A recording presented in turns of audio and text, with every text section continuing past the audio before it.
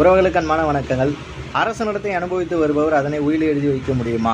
இப்போ இந்த வழக்கில் ஒரு தந்தையானவர் அரசனுடைய நிலத்தை ஆக்கிரமிப்பு செய்து அனுபவிச்சுட்டு வராரு. அதுக்கு ஆதாரமாக மெமோவை கட்டிட்டு வராரு. அதன் அடிப்படையில் தன்னுடைய மகனுக்கு ஒரு உயிலை எழுதி வச்சுறாரு.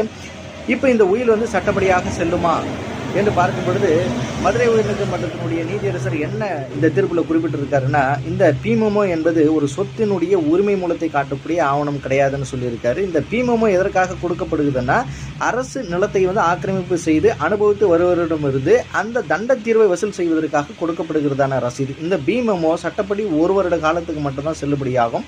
ஒருவருடைய பெயரில் இந்த மெமோ இருப்பதாலேயே அவர் அந்த சொத்தினுடைய உரிமையாளர் என்று கருத முடியாது. ஏன்னா இது அரசு புறம்போக்கு, இதுக்கு அரசு தான் ஓனர். அப்போது அரசு எப்போ நினைக்குதோ அந்த இடத்துல இருக்கிறதான ஆக்கிரமிப்புகளை எப்போ வேணாலும் அகற்றிடும். அப்போது இந்த மெமோ அடிப்படையில் எழுதி வைக்கிறதான உயில் சட்டப்படி செல்லாது என்று இந்த தீர்ப்பில்